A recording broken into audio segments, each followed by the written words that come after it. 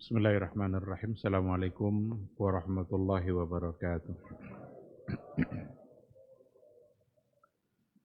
Innal hamdalillah nahmaduhu wa nasta'inuhu wa nastaghfiruh wa na'udzu billahi min shururi anfusina wa min sayyiati a'malina.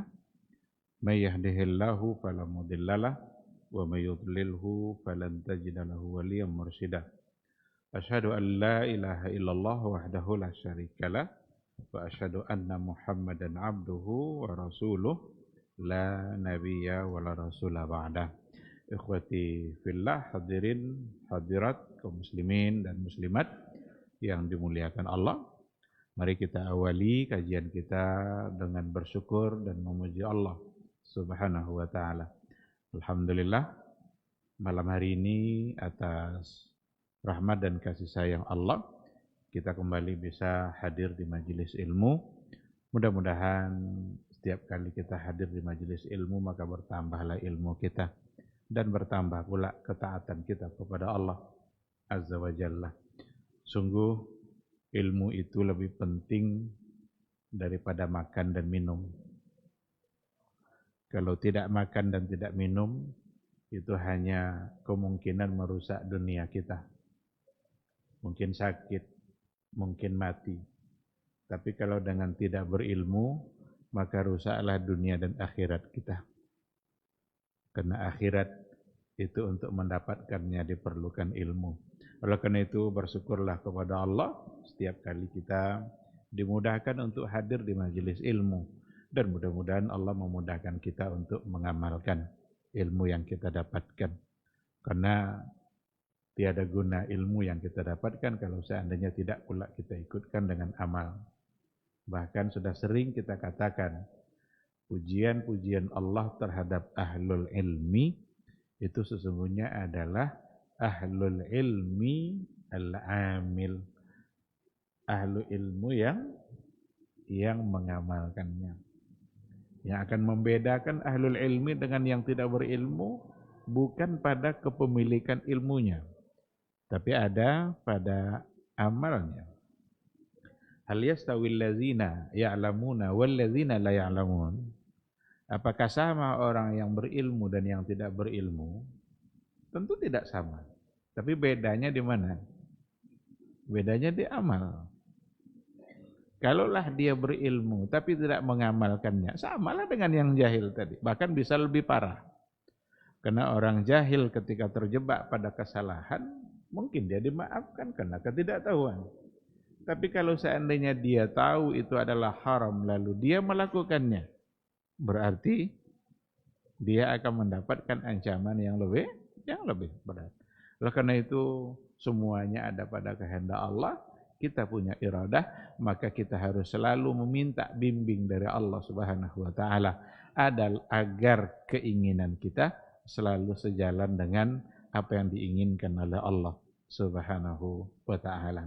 Ikhwati fillah, sama-sama kita juga harus banyak-banyak berselawat dan bersalam untuk Rasulullah sallallahu alaihi wasallam. Allahumma salli ala Muhammad wa ala ali Muhammad. Mudah-mudahan hanya beliau yang kita taati. Mudah-mudahan beliaulah satu-satunya yang kita tauladani dalam menjalani waktu-waktu kehidupan yang selama kita di dunia ini. Karena memang Allah mengutusnya untuk menjadi panduan. Allah mengutusnya untuk membawa sebuah risalah. Yang risalahnya itulah jalan yang terang yang kita harus senantiasa berada di bawah cahaya risalahnya. Selain itu pasti gelap. Selain dari risalah yang beliau bawa, itu banyak duri-durinya yang akan menghindarkan kita dari duri-duri kehidupan. Itu adalah risalah yang telah beliau bawa. Maka setialah berada di atas sunnahnya, istiqamah saja berada di atas garis yang telah beliau wariskan. Mudah-mudahan Allah mudahkan kita untuk itu, dan dengan demikian insya Allah kita akan mengakhiri kehidupan kita dengan husnul khatimah. Mudah-mudahan di hari mahsyar semua kita bisa mendapatkan syafaat dan pertolongan dari beliau. Amin, amin ya rabbal alamin. Ma'asyaral hadirin wal hadirat rahimani Allahu wa iyyakum. Kembali pada malam hari ini kita akan melanjutkan kajian akidah, kajian kitab melalui sebuah kitab Al-Qaulus Sadid, syarah dari kitab Tauhid yang ditulis oleh Syekh Abdurrahman ibn Nasir As-Sa'di. Ada yang bilang As-Sa'di, ada yang bilang As-Sa'di, tapi yang jelas beliau adalah salah seorang ulama yang diakui, yang mu'tabar, yang pantas untuk kita ambil akidah dan tauhid darinya. Ini salah satu dari buku tauhid beliau dan merupakan syarah dari kitab tauhid yang ditulis oleh Syekh Muhammad At-Tamimi, Muhammad bin At-Tamimi. Ikhwati fillah, sekarang kita masuk pada bab yang kedua, bab al-khawfu minasyirki. Al-khawfu minasyirki, takut dari syirik. Sebelumnya kita membahas bab tahqiqut tauhid.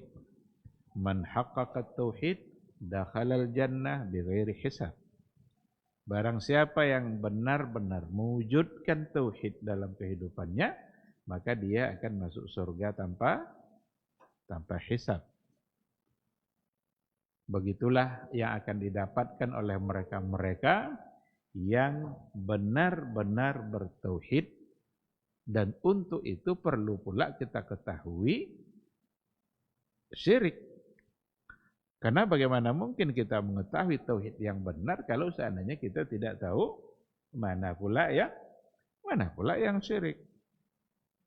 Kalau seandainya kita tidak tahu, jangan-jangan kita terjebak kepada perbuatan-perbuatan yang ternyata di dalamnya mengandung unsur kesyirikan. Kalau sudah mengandung unsur kesyirikan, berarti kita tidak lagi memurnikan tauhid kita. Kalau sudah tidak memurnikan tauhid, berarti kita enggak masuk dalam kelompok orang-orang yang masuk surga tanpa hisab. Maka di sini juga sebelum kita masuk pada bab yang kedua, diberikan penjelasan tentang tingkatan manusia dalam bertauhid dan tingkatan manusia untuk memasuki surganya Allah Subhanahu wa ta'ala. Ada beberapa tingkat. Yang pertama sekali, orang yang benar-benar yuhaqqiqut tauhid al-khalis al-kamil. Orang yang benar-benar mewujudkan tauhid yang sempurna, khalis, suci dari semua bentuk kesyirikan.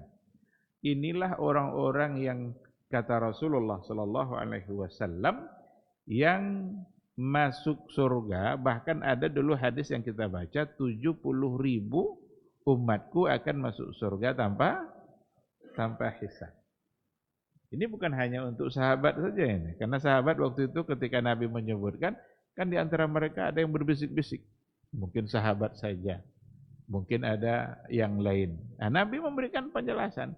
Ternyata semua umat Islam punya kesempatan untuk mendapatkan itu, asalkan yuhaqqiq at-tauhid al-khalis al-kamil.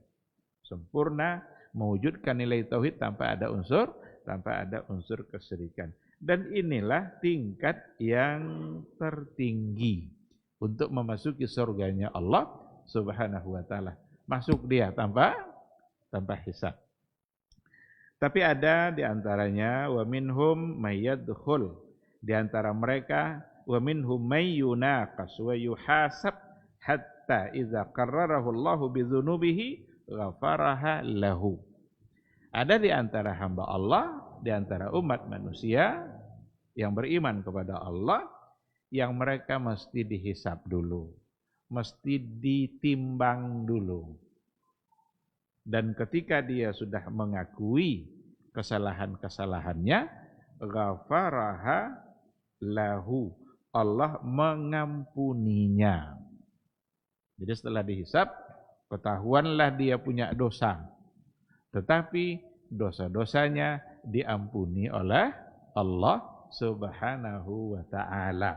Dan ketika Allah sudah mengampuni dosa-dosanya, setelah itu barulah dia masuk ke dalam surga. Kalau tadi tidak ada hisabnya. Kalau yang sekarang ada hisabnya. Tapi setelah ketahuan, lalu Allah ampuni. Bahkan dalam hadis lain,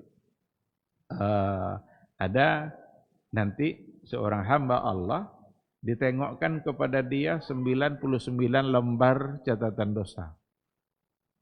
Setiap lembar itu sepanjang mata memandang. Jadi 99, setiap lembar maddal basar, sepanjang mata memandang. Allah bertanya kepadanya, apakah ada yang kamu ingkari dari semua dosa ini? Jadi Allah nanya ke dia, kamu ingkari enggak? Ada enggak kira-kira yang enggak kamu lakukan lalu ada di catatan? Ternyata dia mengaku, enggak ada ya Allah. Semuanya memang saya lakukan. Nah, kalaulah satu lembar saja sepanjang mata memandang, sekarang masih ada 98 lembar lagi. Nah, dan ditengokkan semuanya, ternyata tidak ada satupun yang dia ingkari. Benar dia melaksanakan. Hanya saja di dalamnya tidak terdapat unsur kesyirikan. Nah, disinilah kata kuncinya ini. Tidak terdapat unsur kesyirikan. Maka dosa ada dua. Ada dosa syirik, ada dosa maksiat. Setiap syirik pasti maksiat. Tapi tidak semua maksiat lalu menjadi bagian dari syirik. Yang sepanjang mata memandang tadi maksiat. Tapi ternyata dia tidak ada melakukan syirik. Karena tidak melakukan syirik itu, maka Allah berhak atas kehendak dia, tidak ada yang mampu menolak. Karena Allah berkuasa. Maka Allah mengampuninya dikarenakan oleh tidak ada perbuatan syirik dan rasa takut yang ada pada hamba tadi itu. Maka tingkatan yang kedua ini tetap dia dihisab ketika sudah ketahuan dosanya dan dia akui, kemudian Allah mengampuninya. Nah, ini tingkatan yang kedua. Yang ketiga, wa minhum may yadkhulun nar hatta idza tatahhara min dzunubihi kharaja wa dakhalal jannah. Kelompok yang ketiga, ada orang yang memang mesti masuk dulu ke dalam nerakanya Allah. Hatta idza tatahhar, sampai kalau seandainya nanti sudah bersih dia dari dosa-dosanya karena sudah masuk ke dalam neraka, kharaja wa dakhalal jannah, dia keluar dari nerakanya Allah, kemudian dia masuk surganya Allah Subhanahu wa taala. Wa minhum may yamkuthu fin nari ahqaban. Dan di antara mereka ada yang harus menetap dalam surga dalam waktu yang lama. Ahqaban itu bermasa-masa. Kalau tadi bisa saja sebentar, tapi tetap harus masuk nerakanya Allah. Sekarang tingkatan berikutnya masuk neraka ahqaban dalam waktu yang lama. Dan bahkan di antara mereka wa minhum may yakunu akhir may yakhruju minan nar. Ada di antara umat Islam yang beriman kepada Allah, saking lamanya berada dalam nerakanya Allah, ternyata dia adalah akhiru man yakhruju minan nar. Dia adalah orang yang terakhir keluar dari neraka. Sudah ini tidak ada yang lain. Tinggal lagi orang-orang kafir yang memang tidak akan keluar dari nerakanya Allah Subhanahu wa taala. Beginilah tingkatan yang dijelaskan oleh para ulama, tentu saja berdasarkan kepada dalil-dalil yang ada. Bahkan ada satu riwayat juga yang pernah saya baca, ada seorang hamba, seorang ayah, dia pendosa, banyak sekali dosanya. Ketika dia sebelum mati, dia meminta kepada anak-anaknya supaya jasadnya dipotong kecil-kecil. Dia mengira dengan cara itu nanti dia tidak akan ketemu dengan Allah. Di akhirat ditanya oleh Allah, kenapa kamu lakukan itu? Pertanyaannya, karena saya takut berjumpa denganmu ya Allah karena dosa yang saya lakukan. Justru dengan itulah Allah mengampuninya. Jadi dimintanya ke anaknya, sudah saking banyak dosanya, nanti kalau saya meninggal, jangan langsung deh potong kecil-kecil, pisahkan tempat-tempat yang berbeda. Ternyata alasannya karena takut berjumpa dengan Allah dikarenakan oleh banyaknya dosa. Saat dia ditanya, kenapa itu kamu lakukan? Karena saya dosa banyak ya Allah dan saya takut berjumpa denganmu dengan dosa yang saya lakukan. Cuma karena dia tidak berbuat syirik. Nah, jadi betul-betul jadi kata kunci ini. Tidak melakukan perbuatan syirik. Tapi jangan pula ini disalahpahami.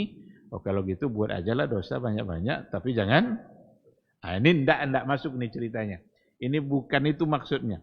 Ada orang yang sudah terlanjur karena dorongan hawa nafsu, tetapi dia tidak berbuat syirik. Adapun ada unsur kesengajaan hanya karena alasan ini bukan syirik, ini hanya maksiat lalu tidak mengapa, itu adalah sesuatu yang salah. Kita mesti berusaha secara maksimal untuk meninggalkan berbagai macam bentuk dosa dan kemaksiatan. Tapi kalau seandainya terlaksana juga karena kita manusia yang sering dikalahkan oleh hawa nafsu kita, maka seringlah beristighfar, memohon ampun kepada Allah, dan jika ada perbuatan syirik, wajib hukumnya untuk kita meminta ampunkan dari Allah perbuatan syirik secara langsung kita minta ampun. Kalau tidak, jika itu kita bawa mati, orang-orang seperti itu maka tidak akan terampuni dosanya. Nah, itulah sebabnya bab yang keduanya agar benar-benar tauhid kita terlaksana secara baik, maka pada bab yang kedua penulis membuatkan babnya al-khaufu minasyirki. Jadi sejalan dia. Biar tahqiqut tauhid itu benar-benar terlaksana, maka kita perlu tahu mana perbuatan-perbuatan yang syirik. Baik, kita masuk pada bab yang kedua. Seperti biasa, penulis mengawalinya dengan dalil-dalil dari Al-Quran dan dari hadis-hadis Rasulullah Sallallahu Alaihi Wasallam. Di antara ayat yang beliau sampaikan di sini adalah Bismillahirrahmanirrahim. Innallaha la yaghfiru ayyushraka bihi wa yaghfiru ma duna dzalika liman yasha. Allah, sesungguhnya Allah tidak mengampuni dosa syirik. Tetapi Allah mengampuni selain itu liman yasha, bagi siapa saja yang Dia kehendaki. Inilah yang tidak bisa diprotes oleh siapapun. Siapa yang Dia kehendaki oleh Allah untuk Dia ampuni. Asal tidak syirik, Allah berhak untuk mengampuninya. Hak prerogatif yang dimiliki oleh Allah Subhanahu wa taala. Tapi kalau syirik, la yaghfiru. Tidak Dia ampuni. Tidak diampuni. Maksudnya di sini jika tidak bertaubat. Kalau dia bertaubat, maka tidak ada alasan atau tidak ada pintu taubat yang ditutup oleh Allah Subhanahu wa taala. Asalkan jangan pula bertaubatnya sesaat menjelang kematiannya. Kalau sesaat menjelang kematian seperti Fir'aun, ini sudah tidak lagi diterima oleh Allah karena masa bertaubatnya tidak pada waktu yang seharusnya. Sahabat sebelum masuk Islam berapa banyak kesyirikan yang dia lakukan. Tapi ketika dia masuk Islam dan benar-benar bertaubat, malah dijamin masuk surga. Banyak sekali sahabat-sahabat yang pelaku-pelaku kesyirikan. Karena mereka tidak terlepas dari itu. Yang lepas dari perbuatan syirik itu Abu Bakar. Abu Bakar mirip-mirip sama Nabi memang, maka pantas dia menjadi orang terbaik setelah Rasul. Tidak pernah berbuat syirik, tidak pernah berbuat dosa-dosa besar, sama dengan Nabi, terpelihara dia. Adapun sahabat yang lain, justru pelaku-pelaku semua. Nah tetapi, keislaman yang dia anut, keyakinan yang ada pada dirinya, tentu itu semua adalah menghapus semua dosa sebelumnya. Nabi Ibrahim juga berdoa kepada Allah, wajnubni wa baniya an na'budal asnam. Ini doa Nabi Ibrahim ini. Wajnubni wa baniya. Ya Allah, jauhkan saya dan anak-anak saya an na'budal asnam dari menyembah berhala. Orang sekeliling Nabi Ibrahim, tapi dia berdoa kepada Allah supaya dia terbebas dari penyembahan terhadap berhala. Dia tidak hanya mendoakan dirinya saja, tapi juga mendoakan anak-anaknya. Padahal kita tahu sebuah nabi adalah orang yang terpelihara, tetapi dia sedang mengajarkan. Dia sedang mengajarkan kita. Kita tentu akan lebih pantas lagi untuk memohon kepada Allah agar kita terbebas dari perbuatan-perbuatan syirik dalam bentuk penyembahan berhala. Ada di antara hadis yang disebutkan di sini, kata Rasulullah sallallahu alaihi wasallam, akhwafu ma akhafu alaikum asyirkul asghar. Sesuatu yang paling saya takutkan dari kalian. Ini kata Rasulullah sallallahu alaihi wasallam, yang paling saya takutkan dari kalian adalah asyirkul asghar. Adalah syirik kecil. Jadi dari sisi ini juga lah para ulama membagi-bagi, karena dari nas hadis pun kita menemukan bahwa Nabi membahasakan asyirku al-asghar. Fasu'ila anhu, lalu ditanya Nabi, apa itu asyirkul asghar? Apa itu syirik kecil? Faqala ar-riya. Syirik kecil adalah riya. Riya berarti tidak semata-mata berbuat karena Allah, tetapi berbuat karena tujuan-tujuan yang lain. Riya, ingin dipuji oleh manusia, ingin dianggap sebagai orang yang hebat, dianggap sebagai orang yang begini, begitu. Ternyata itu adalah merupakan satu kesyirikan, meskipun Nabi membahasakannya dengan asyirkul asghar. Berarti ada syirkul akbar, syirik besar, ada syirik kecil. Kalau nggak salah dulu sudah pernah kita sampaikan pembedaan antara syirik akbar dengan syirik kecil. Sebenarnya kalau yang namanya syirik, jika dipandang siapa yang kita syirikkan, maka dosanya luar biasa besar. Tapi dipandang dari sisi lain, ada kesyirikan yang bisa mengeluarkan kita dari agama, masuk dalam kategori syirik akbar. Tapi ada di antara kesyirikan, tapi tidak mengeluarkan kita dari Islam. Tetap saja sebagai seorang muslim, tetapi dia telah melakukan perbuatan syirik, maka digolongkanlah sebagai asyirkul asghar. Adapun akibatnya, jangan dikira sepele, karena disebut dengan syirik asghar nanti, lalu kita mengabaikannya. Tidak, karena di akhirat kelak, justru dalam hadis Nabi dikatakan yang pertama yang dimasukkan ke dalam surganya Allah, ke dalam nerakanya Allah, justru adalah orang-orang yang riya. Orang-orang yang beramal soleh karena riya. Ada yang mujahid. Mujahid itu kan luar biasa itu. Harapan orang dengan syahid. Karena bisa masuk surga.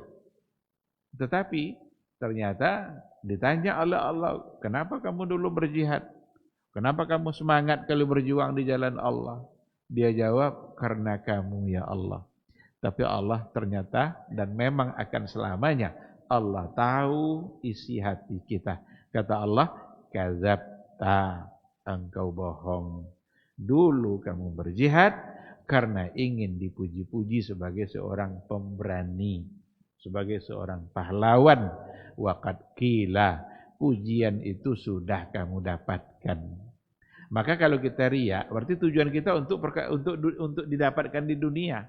Karena kita sudah mendapatkannya di dunia, sudah dipuji-puji, Sepulan itu betul-betul hebat itu. Ini masjid ini dia sendiri yang bangunnya. Hebat dia itu, banyak sedekahnya. Udah dapat dia pujian. Karena sudah dapat balasan yang dia inginkan, maka di akhirat tidak perlu lagi Allah balas. Nah, tinggal lagi Allah membalasnya dengan neraka. Maka benar-benar kita harus meluruskan hati kita, meluruskan apa yang ada pada keinginan ibadah kita semata-mata benar-benar karena Allah. Ada kisah nyata seorang kaya di Arab Saudi, dia membangun masjid besar. Cuma orang kaya ini jarang nampak. Dia selalu mengutus orang lain untuk memproses pembangunannya dari awal sampai selesai.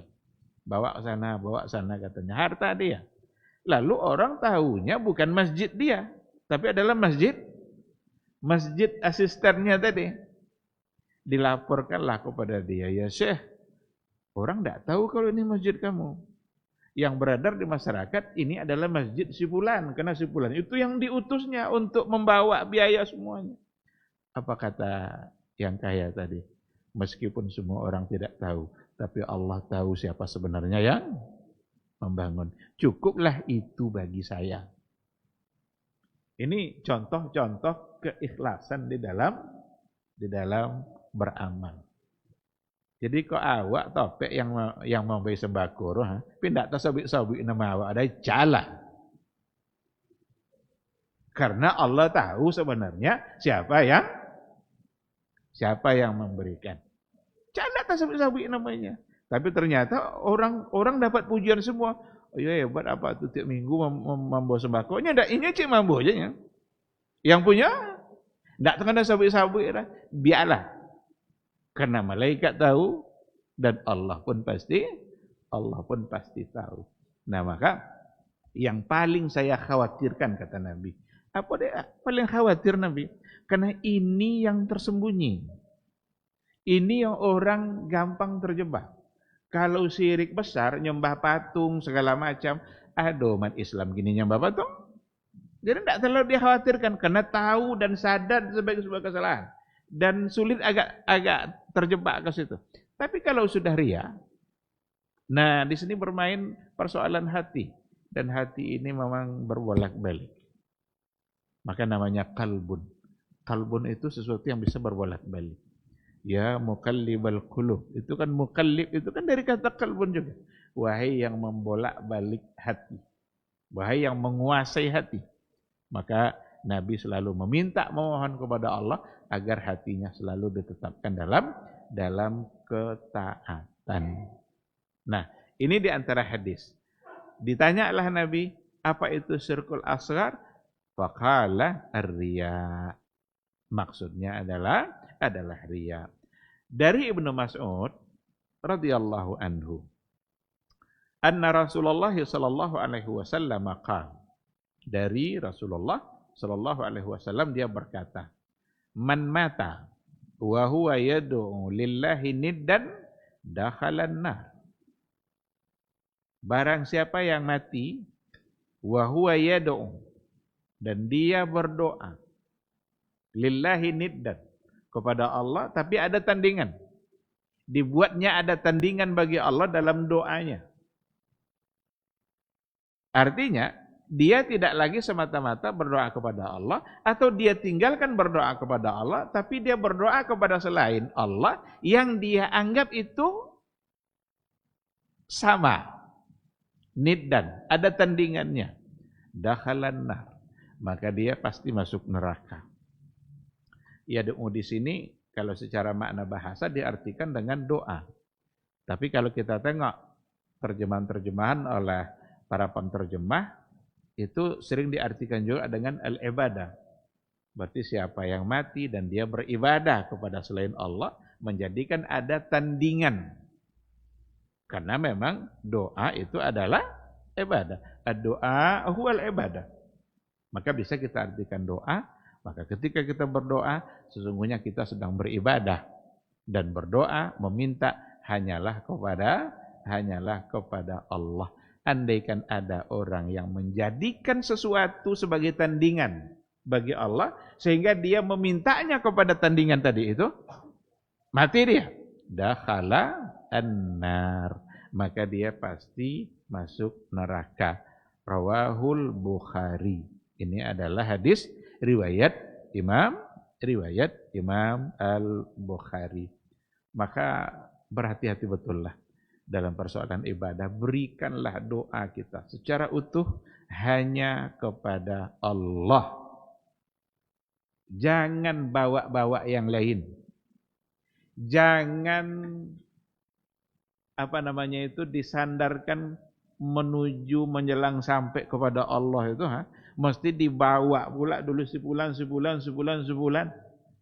Boleh copek sampai ke Allah Ta'ala.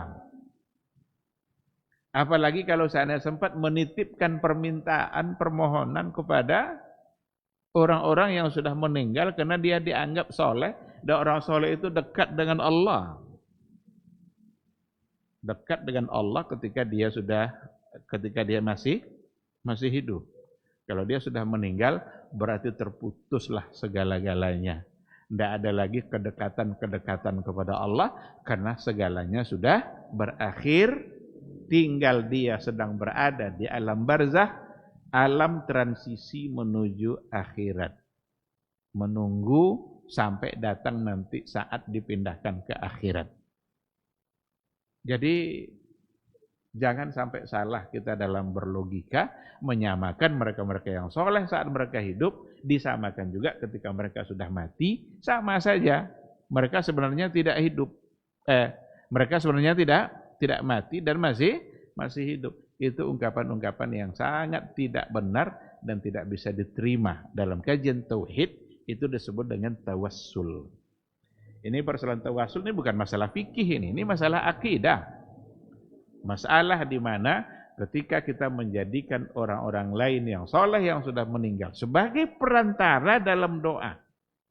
Dengan keyakinan nanti rasanya tidak pantas kita langsung berdoa kecuali melalui ini. Tidak yakin kita bahwa doa kita didengar oleh Allah kalau tidak melalui yang sudah meninggal ini. Kita sedang menghina diri kita di hadapan dia yang sudah meninggal. Padahal hak kita sama diberikan oleh Allah. Siapapun punya hak yang sama dalam berdoa dan meminta langsung kepada Allah Subhanahu wa taala. Oh, dan banyak dosa orang Pak Ustaz ndak tetong dosa dan malu langsung meminta kepada Allah. Nya siapa dan sekenek dosa? Dah ada sekenek dosa ada. Banyak atau banyak banu? Dua itu aja pilihannya. Maka kita punya hak yang sama untuk berdoa dan untuk dikabulkan oleh Allah. Iblis saja berdoa dikabulkan oleh Allah. Awak lebih buat pada iblis. Iblis meminta kepada Allah, anzirni ila yaumi yub'atsun. Ya Allah, kata iblis, tolong panjangkan umur saya sampai nanti hari kiamat. Makanya tidak mati-mati dah. Dan dikabulkan oleh Allah. Kalau iblis yang sebegitu pendosa dikabulkan oleh Allah Ta'ala, tidak mungkin awak lebih buat pada iblis lah. Maka tidak ada istilah saya begini, saya begitu, tidak pantas langsung berdoa. Disinilah kebebasan di dalam berdoa langsung kepada Allah. Itu tenan merdeka dalam beragama itu. Karena tidak perlu terikat dengan ini. Ikan tidak perlu lo cailu kuburan kau, kalau tidak tahu kuburan kau, tidak bisa sampai doa. Nyalakan di dongan. Orang yang sudah berada dalam kuburan dia butuh doa orang-orang yang masih hidup. Semua yang sudah wafat itu dia membutuhkan doa-doa dari yang masih hidup. Maka jangan sampai yang hidup pula meminta kepada yang sudah mati. Awak dibayakal sanca-anca ada Allah Ta'ala. Hendak berguna anda. Menganggap pula bahwa dia lebih pantas untuk berdoa kepada Allah.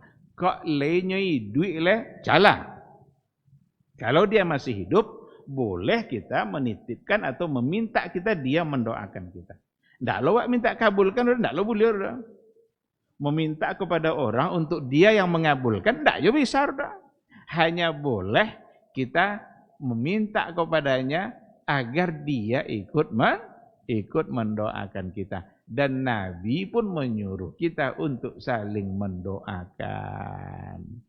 Kalau lewat masjid, makanya khatib kalau berdoa di waktu Jumat, khutbah Jumat, itu kan Allahumma ighfir lana lil muslimin wal muslimat wal mu'minin wal mu'minat al ahya. Ini dia. Al ahya minhum wal amwat. Baik yang masih hidup maupun yang sudah mati. Berarti kita diminta untuk mendoakan orang-orang yang sudah wafat. Tidak apa-apa, doakan mereka. Tapi sekali lagi, jangan terbalik. Kita yang hidup pula minta didoakan kepada dia yang sudah wafat. Maka ikhwati fillah, dalam hadis ini, man mata wa huwa yad'u lillahi niddan. Mati dia, wafat, tapi dalam keadaan dia beribadah, berdoa kepada tandingan Allah. Ada sesuatu yang dia jadikan tandingan bagi Allah. Dakhala an-nar. Maka dia masuk neraka. Wali Muslim an Jabir radhiyallahu taala anhu. Kalau tadi Imam Bukhari, Imam Muslim punya lafaz riwayat yang lain datang dari Jabir. Semoga Allah meridainya. Apa kata Rasulullah sallallahu alaihi wasallam? Man laqiyallaha, barang siapa yang berjumpa dengan Allah, wa huwa la yusyriku bihi syai'an. Barang siapa yang berjumpa dengan Allah, berarti dia wafat. Nanti akan berjumpa dengan Allah. Wa huwa la yusyriku bihi syai'an, dan dia tidak berbuat syirik kepada Allah dengan sesuatu apapun. Dakhalal jannah, maka dia pasti masuk surga. Wa man laqiyahu yusyriku bihi syai'an, tapi siapa yang berjumpa dengan Allah dalam keadaan dia berbuat syirik, dakhalan nar, maka dia masuk neraka. Maka dalam ayat lain dikatakan juga, wa may yusyrik billah faqad harramallahu alaihil jannah. Siapa yang berbuat syirik kepada Allah, maka Allah haramkan baginya surga. Kalau Allah yang sudah mengharamkan, apalagi yang bisa kita harapkan di akhirat? Karena Allah sendiri yang telah mengharamkan baginya surga. Padahal surga itulah yang menjadi harapan semua umat Islam agar diberikan oleh Allah Subhanahu wa taala. Baik, ikhwati fillah, masuk waktu. Kita jawab dulu suara azan insyaallah.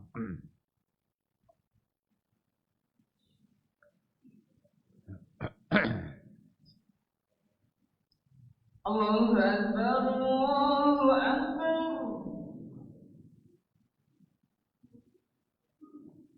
Allahu Akbar,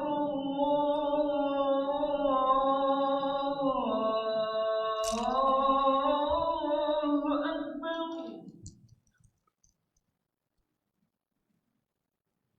Asyhadu an la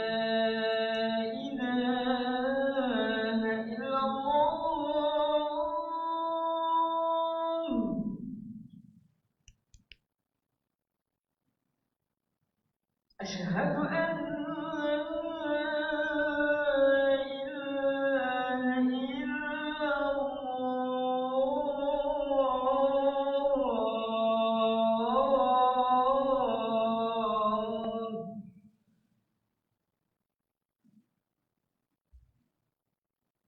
أشهد أن محمدا رسول الله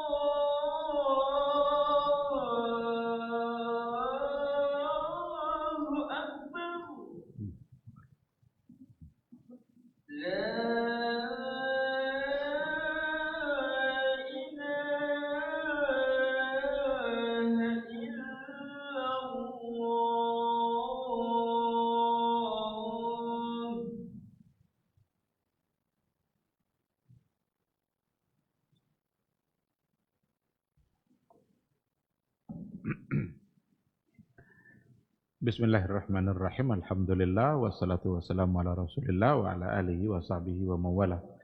Ikhwati fillah, ma'asyiral hadirin wal hadirat, rahimani Allahu wa iyyakum. Tadi kita sudah sebutkan ayat-ayat yang disampaikan oleh penulis sebagai landasan utama untuk al-khawfu minasyirki. Mesti kita selalu mengkhawatirkan diri kita terjebak kepada perbuatan syirik. Pertanyaannya, kenapa kita harus takut dari perbuatan syirik? Li'annahu a'zamuz dzunub. Karena sesungguhnya syirik itu adalah a'zam az-dzunub. Itu dosa yang paling besar. Fa kullu ma'ada syirki dakhilun tahtal masyiah. Semua dosa selain syirik dakhil tahtal masyiah, itu masuk di bawah masyiah. Masyiah ini maksudnya di bawah kehendak Allah, apakah dia ampuni atau dia azab.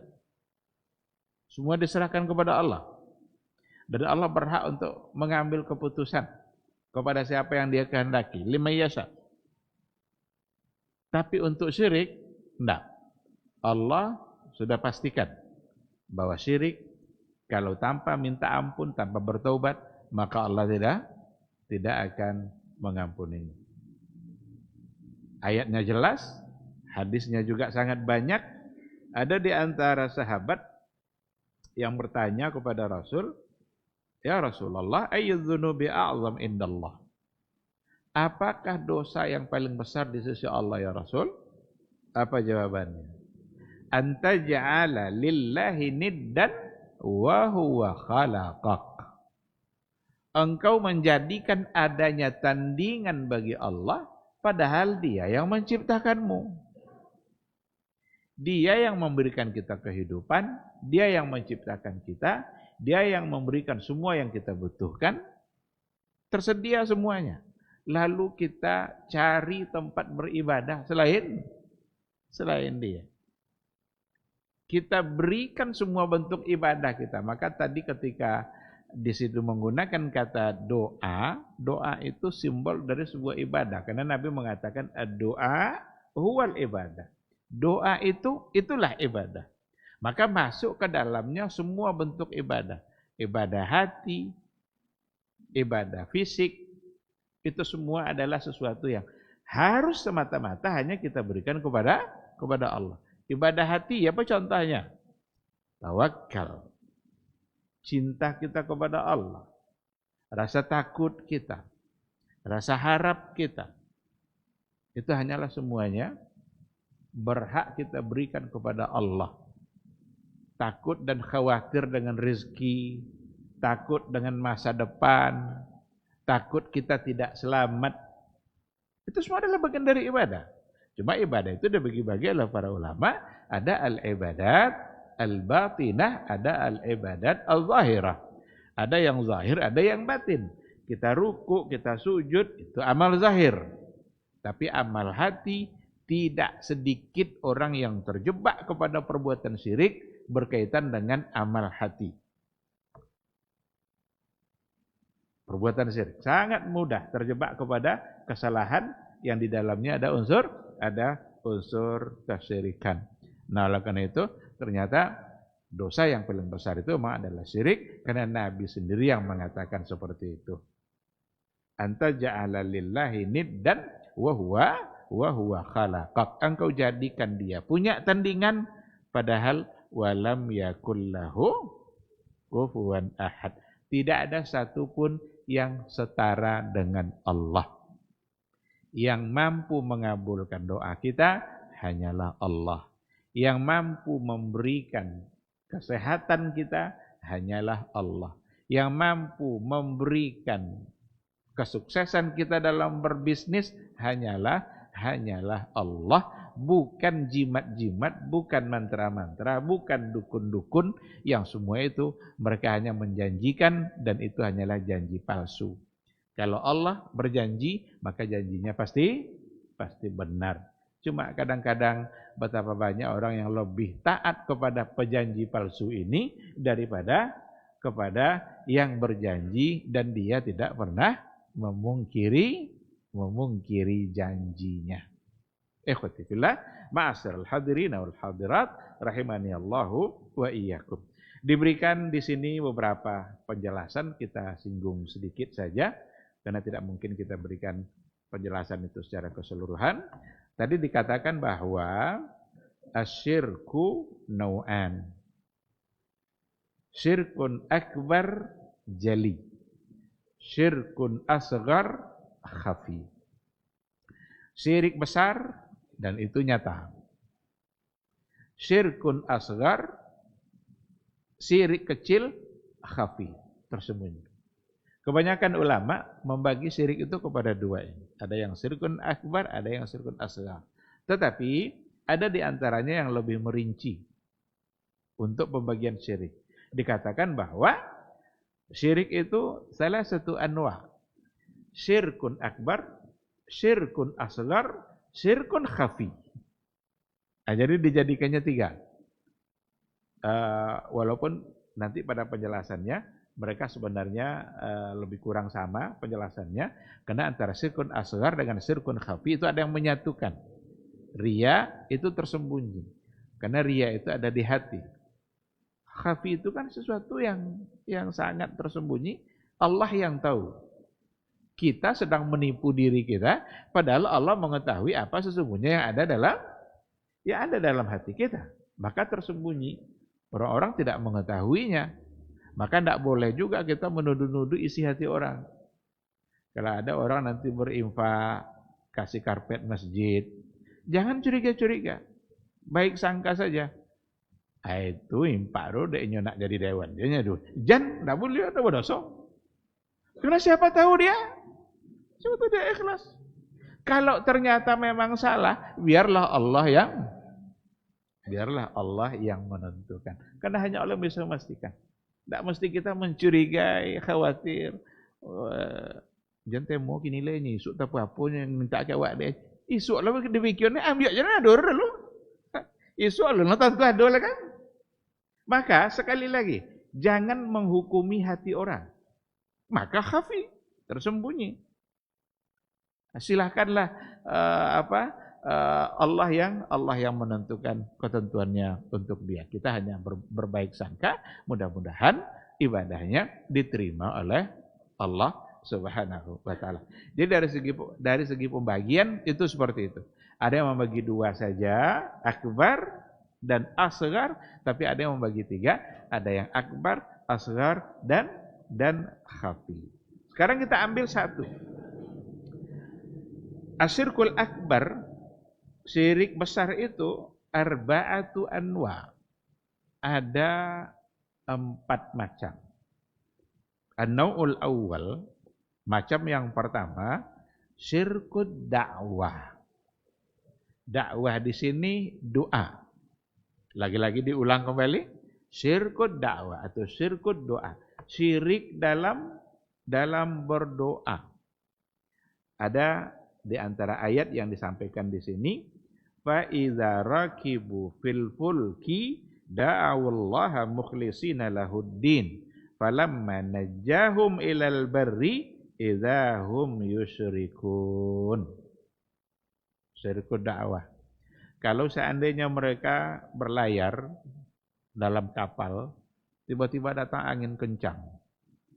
Pada saat itu mereka hanya meminta kepada Allah Subhanahu wa taala. Jadi ketika mereka berlayar dalam kondisi sulit, datang badai, datang angin kencang, da'awallaha mukhlishina lahuddin. Ikhlas sekali doanya hanya kepada Allah saja. Jangan-jangan ayat ini menyindir kita juga. Kalau sudah dalam keadaan sulit, tidak sekene, ya Allah. Kalau sudah selesai sulitnya, lupa dengan ya Allah. Maka di sini dikatakan, kondisi sulit membuat mereka berdoa ikhlas semata-mata karena Allah. Falamma najjahum. Ketika Allah sudah menghindarkan mereka, atau menyelamatkan mereka dari kesulitan tadi, ilal barri, sudah sampai kembali ke darat, idzahum yusyrikun, ternyata mereka kembali berbuat syirik. Tetap jo patung do kesan sampai mintanya dalam keadaan lapang, tapi ketika sulit mereka hanya meminta kepada Allah. Ini masuk dalam kategori syirkud dakwah, syirkud doa. Kenapa hanya pada kondisi tertentu saja meminta kepada Allah? Padahal kita harus meminta kepada Allah baik dalam keadaan sulit maupun dalam keadaan senang. Bahkan ingatlah selalu Allah dalam keadaan kita senang. Niscaya Allah akan mengingat kita dalam keadaan kita sulit. Maka membatasi seperti ini gambaran dari apa yang dilakukan oleh orang-orang jahiliyah dulu. Inilah sindiran bagi mereka-mereka pada masa jahiliyah, karena kehidupan mereka sibuk dengan patung-patungnya. Momen-momen tertentu nanti ada yang disembelih, ada yang disumbangkan untuk patung-patungnya. Pada momen-momen tertentu memang disemarakkan pada patung-patungnya itu. Kalau dia punya hajat, yang didatangi adalah patung-patungnya atau pohon-pohonnya. Tapi dalam keadaan sulit, ternyata fitrah mereka nampak di situ. Bahwa yang akan mampu mengeluarkan mereka dari kesulitan bukanlah patungnya, tapi hanyalah Allah. Seorang pemuda itu bertanya kepada Abu Hanifah. Apa kata seorang pemuda tadi? Ya Imam, tolong buktikan kepada saya benar-benar Allah itu ada. Tolong buktikan. Abu Hanifah menjawab dengan beberapa pertanyaan. Jadi dia bertanya tujuannya untuk memberikan jawaban. Kata Abu Hanifah, apakah kamu pernah berlayar di lautan? Pernah. Apakah saat berlayar kamu pernah menghadapi badai, angin kencang? Pernah. Pernahkah kamu merasa putus harapan dari manusia? Saat badai tadi, pernah enggak putus harapan kepada manusia? Pernah katanya. Pada saat itu kepada siapa kamu meminta? Dia jawab, kepada Allah. Itulah tanda Allah dadu. Berarti itulah fitrah manusia. Yang sebenarnya memang kita ini meyakini adanya Allah. Maka orang-orang yang non-muslim pun kalau dalam kondisi sulit, yang disebutnya juga adalah Tuhan. Karena fitrah. Maka Nabi kita membawa agama fitrah. Agama yang sejalan dengan fitrah. Maka itulah yang pantas untuk kita ikuti. Dan ternyata agama kita membimbing bahwa memohon kepada Allah bukanlah hanya pada saat fitrah tadi muncul, tapi fitrah itu harus bertahan terus. Karena dalam kondisi senang pun kita tidak boleh mengalihkan permohonan dan doa kita kepada selain Allah. Nah, ini yang pertama, syirkud dakwah atau syirkud doa. Ikhwati fillah, ma'asyiral hadirin wal hadirat, rahimani Allahu wa iyyakum. Saya kira mungkin sampai di sini yang bisa kita sampaikan. Jenis yang kedua, yang ketiga, yang keempat, dan penjelasan tentang asghar dan khafi, insya Allah kita sambung pada pertemuan yang akan datang. Terima kasih. Semoga majelis kita majelis yang diberkahi oleh Allah, dan semoga keyakinan dan akidah kita semakin kokoh, dan dengan demikian kita semakin jauh dari perbuatan syirik. Harapan kita semua benar-benar agar kita dimasukkan ke dalam surga Allah tanpa hisab, dan caranya jangan pernah ada perbuatan syirik. Wallahu subhanahu wa ta'ala alam. Subhanakallahumma wa bihamdika asyhadu an la ilaha illa anta astaghfiruka wa atubu ilaik. Wassalamualaikum warahmatullahi wabarakatuh.